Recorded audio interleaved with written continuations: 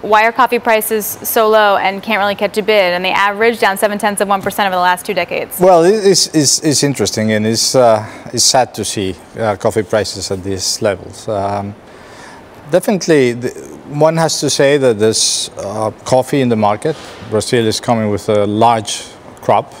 Brazil has this biannual situation where they have a small crop and then a large crop, a small crop and large crop. This is a large, but could be super large crop, close to 60 million bags. So the industry feels well served, enough coffee in the market, and that's why the prices are at this level. The International Coffee Organization did a pretty big U-turn, and they now see deficits 2016, 2017, 2017, 2018. Why does that not really mean anything? I mean, is the next year going to be that bad in terms of a surplus? No, I believe one thing is important is the amount of the stock that's in the hands of the consuming countries. There's enough stock to serve the industry. So the industry feels pretty comfortable at these levels. And that's why there's no reaction to the prices. On top of that, investors have been coming into the commodities, not only coffee, but commodities, being big sellers. So we are seeing probably the shortest number or largest number of short in the market by the investors in coffee. And that also has helped the prices to maintain and being at these levels. Are you seeing any selling as we wind up getting any kind of rally? So farmers saying, okay, fine, great, I can sell at this price. Is that helping to keep the price in that little range? Yes, definitely. Farmers are desperate at these levels. This is the worst part of this. Although we are playing with numbers, although we see investment and investors on the backside, there are farmers that are suffering with these prices, especially in countries like mine. Right, so Colombia, what's the government going to do? The finance minister said there's just not enough money for subsidy for farmers. So how do they survive? Well, that's our problem, and we will have to deal with the new government. We will have this May 27 will be in elections, and August we will have a new government. We will have to discuss with the new government what to do. But definitely in Colombia we have the two bad situations. One is the international prices. The other one is the reevaluation of the Colombian peso due to the oil prices going up, and then our currencies start to reevaluate, which is a very tricky situation, because you see coffee prices internally don't depend on the coffee itself, but the prices of oil and the geopolitical situation rather.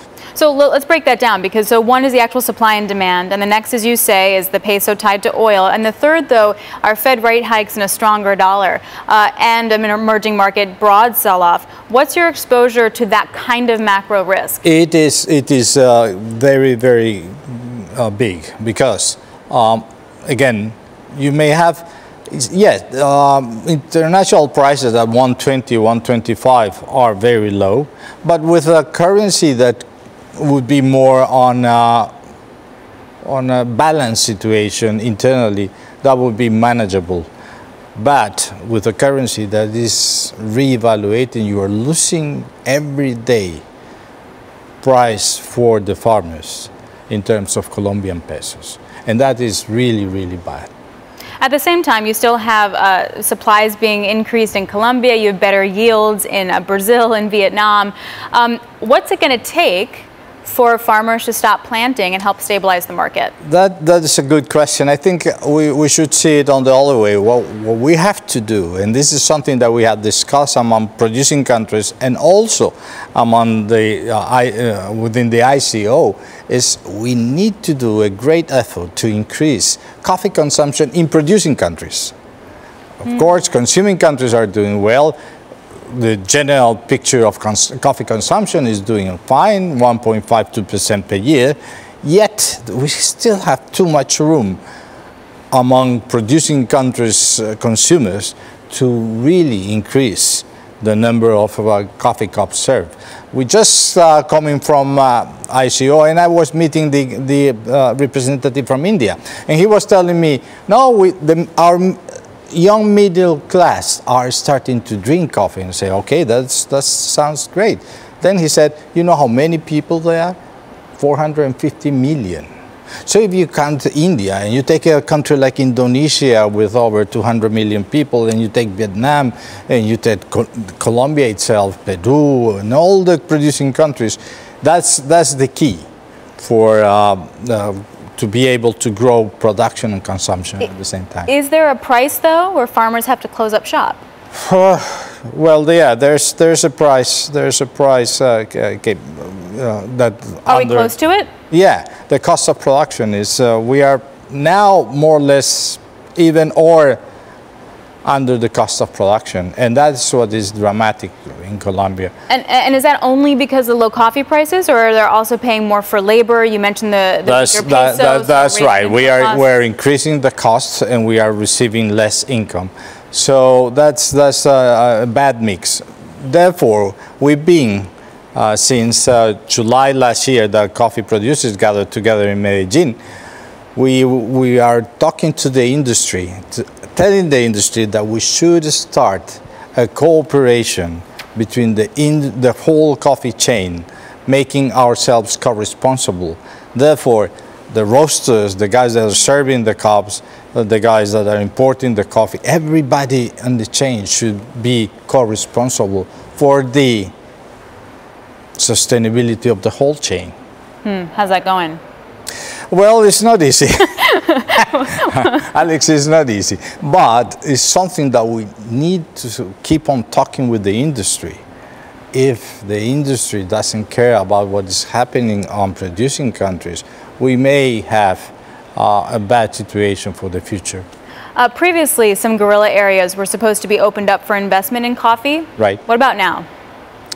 Well, that's going, but very slow.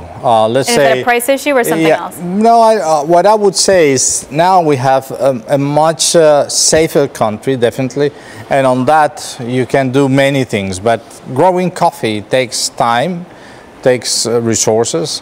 So that is not a big. This hasn't meant a big change in coffee production in Colombia yet. Not yet. Not yet. And then in terms of higher cost areas, where are you guys in the cost curve for production? Are you a higher cost producer? Are you a lower cost? Oh, no, I would say we are a higher cost producer. We are very labor intensive activity, plus a very tiny hectares for one farm.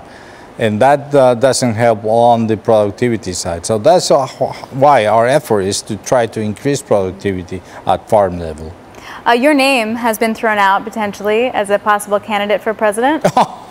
No, Alex, no, I'm not on that. I'm fully committed with the coffee growers. But you're head of the Colombian Coffee Federation. That usually can be a nice springboard to a high government job. You'd affect a lot of change in the coffee world. What do you say? Alex, well, I think we need a long-term commitment with coffee.